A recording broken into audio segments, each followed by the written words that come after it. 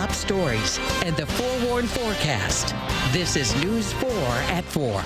Taking a look at forewarned weather at 4:30. This is live look outside at downtown Buffalo. It is calmer today than it was yesterday, Andrew, but still pretty gloomy out there and definitely pretty chilly too. Yeah, it's feeling more like winter. It was after we were in the 50s the other day. Yeah, crazy. With all that rain. But you know what? We're actually going to be back to a similar weather pattern for this weekend. So if you're a fan of the winter weather, yeah, we're still going back and forth. We're sort of in the middle of the roller coaster right now.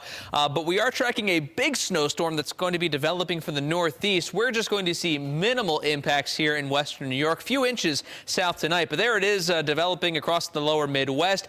And over the next 24 hours, this thing really going to intensify as it moves south of us tonight into tomorrow morning and then hits through Pennsylvania, Philly, New York, into Boston tomorrow morning and afternoon. Big snowstorm for them with some big time snow totals, certainly for their standards, and also seeing some very strong winds. So if you do plan on traveling the next 24 hours anywhere across the Northeast, make sure you call ahead and check the status of your flight. Some of them have been canceled already. Behind it here in western New York, maybe some snow showers as colder air continues to fill in tomorrow, but we're not looking at anything major. So in terms of potential snow, again, very, very impressive totals across the Northeast, especially into New England, along the East Coast.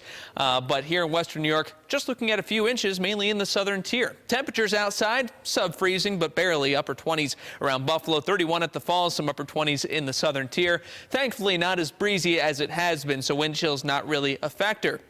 Evening commute should be good to go, just cloudy and maybe some light snow developing, but we will see that south of the metro across the southern tier with 1 to 3 inches possible for tonight. Now, coming up in my full forward forecast, we'll look beyond tonight and the cold returning for the next couple of days and how we get back to rain for the weekend. All that in just a few minutes.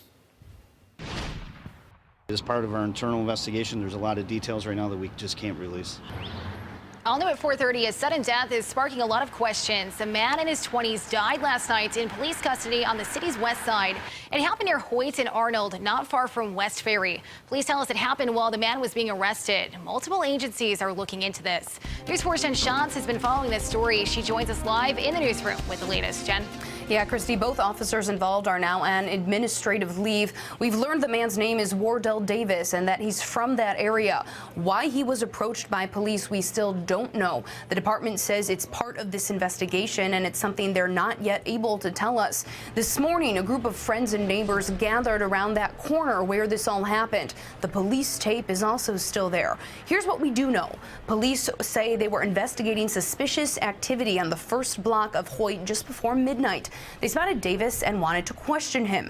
That's when they say he took off and they had to chase him.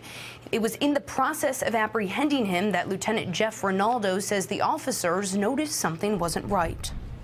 As soon as the suspect was taken into custody, officers recognized that he was suffering from some type of medical distress.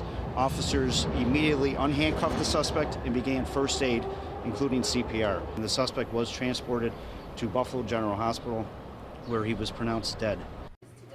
Davis is described by neighbors as a pretty large man, strong and healthy. An autopsy was performed this morning, according to police, which should shed more light on how this all happened. At 5, what we learned about Davis's role in his community and what police are now asking of residents. Live in the newsroom, Jen Shantz, News 4 at 4:30. Christy. Jen, thanks. A judge has arraigned a Buffalo man charged for shooting the owner of a Clarence restaurant. Christopher Boyd was in Erie County Court this morning. He's charged with attempted murder, robbery, assault, and criminal weapon possession. Prosecutors say he shot the owner of Zoe in the arm and chest as he was leaving with a day's receipts. Prosecutors say it took 2 months to find Boyd. When they went and apprehended him in the deli, allegedly Mr. Boyd was armed, and the great thing about this case is that they were able to arrest Mr. Boyd with no loss of life. He has maintained his innocence from the very beginning, and he's anxious to put forth a vigorous defense. The owner survived the attack. Boyd is in jail without bail. Also in Buffalo, police are searching for the driver and car in a hit and run this morning. It happened around 7 o'clock at Weiss and Clinton Streets. Officers say the victim has serious head injuries. Witnesses describe the vehicle as a light-colored sedan, possibly a Mercedes. Anyone with information is asked to call Buffalo Police. The number is on your screen.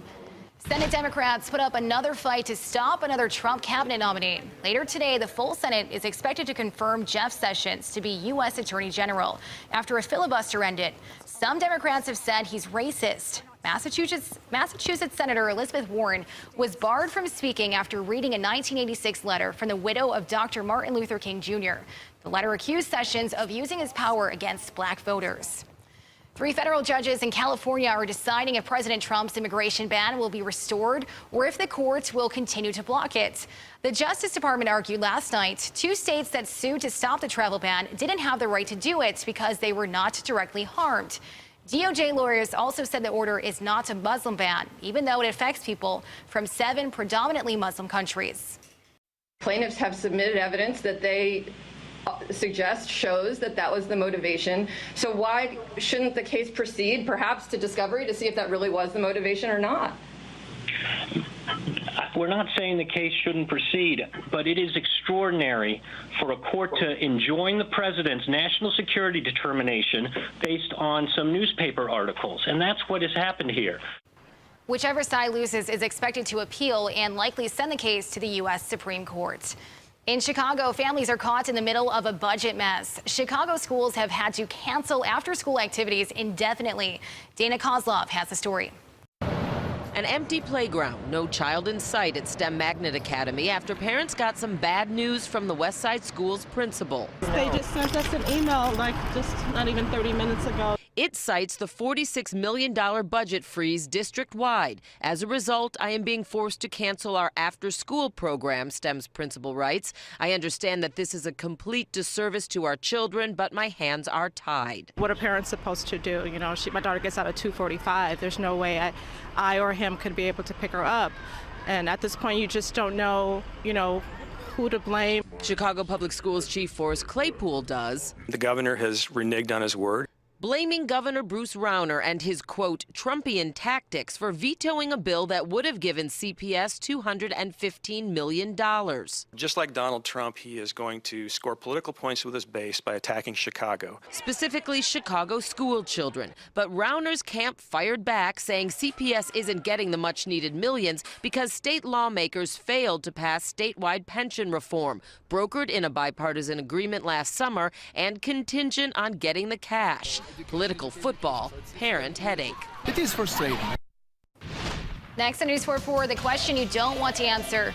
When you answer the phone, the rise in consumer complaints for a scheme to get you to say one word. Plus, those red roses are costing more green. The reasons behind a price increase right before Valentine's Day.